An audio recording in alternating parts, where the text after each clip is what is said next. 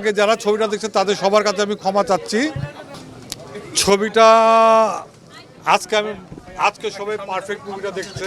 আগে যারা ছবিটা দেখছে তাদের সবার কাছে আমি ক্ষমা চাচ্ছি। আগে ছবিতে একটু ত্রুটি ছিল, যেমন আমার হলিউডের একটা সিন ছিল, সেই ছবিটা টেকনিক্যাল কারণে আমরা ঢুকাইতে পারি নাই ছবিতে। আরও কিছু টেকনিক্যাল সমস্যা ছিল, সেই সমস্যা আমি সময়ের কারণে আমি দূর করতে পারি নাই।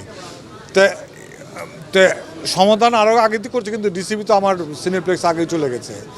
তো এখন নতুন করে আবার একটা মাসুদ রানা দেখবেন, প্রপার সাউন্ড, প্রপার কালার এবং সম্পূর্ণ একটা মাসুদ রানা দেখবেন আপনারা।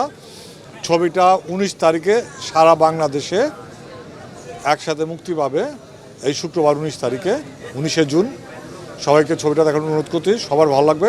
এবং আজকের যে ভালো লাগাটা, টাকা হয়তো লাভ করব, হয়তো লস করব। অনেক ছবিতে লাভ করছি অনেক টাকা, অনেক ছবিতে অনেক টাকা লসও করেছি, কিন্তু এইরকম যে ভালোবাসা পাওয়া, সবার ভালো লাগা, মাসুদ রানাকে মাসুদ রানার মতো বানাইতে পারা, এই রাসেল রানাকে মাসুদ রানা বানাইতে পারা, সে যে মাসুদ রানা হয়ে উঠতে পারা, এইটাই আমার সবচেয়ে ভালো লাগার বিষয়। কারণ আমি একটা মাসুদ রানার অনেক বড় ফ্যান। আমার মতো বড় ফ্যান মাসুদ রানা বাংলাদেশে 2-1 জন আছে কিনা আমার সন্দেহ। অনেকে সিনেমা দেখার পরে বলছে যে মাসুদ রানা 2 তারা দেখতে চায়, তা আসবে কি না? হ্যাঁ, মাসুদ রানা 2 আসবে, গল্প লেখ কমপ্লিট আছে। তবে মাসুদ রানা অনেক লিমিটেশন আছে, আপনার মাথায় রাখবেন।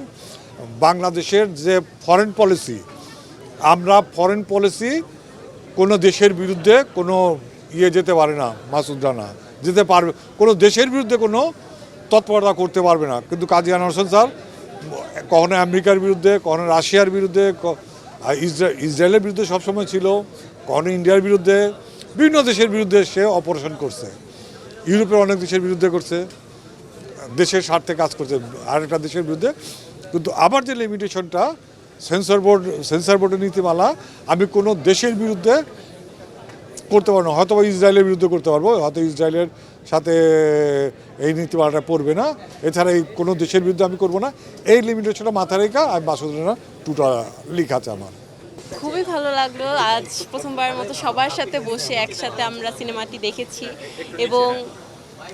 এবং সবাই অনেক পজিটিভ রিভিউ দিয়েছে, সবার খুব ভালো লেগেছে এবং আমারও খুব ভালো লাগছে যে সবাই পছন্দ করেছে মাসুদ রানা। আচ্ছা, রাসেল রানা রাসেল রানা তো খুবই ভীষণ ভালো অভিনয় করেছেন। তার অভিনয় তো সবাই দেখেছেনই যে সে দুর্দান্ত একজন অভিনেতা। এবং তিথি আপুও খুব ভালো করেছেন, তিথি আপুর চমৎকার অভিনয় করেছেন। এবং পূজা আপু তো অলওয়েজ বেস্ট, আমি বলবো পূজা আপু তো সবসময় খুব ভালো করে।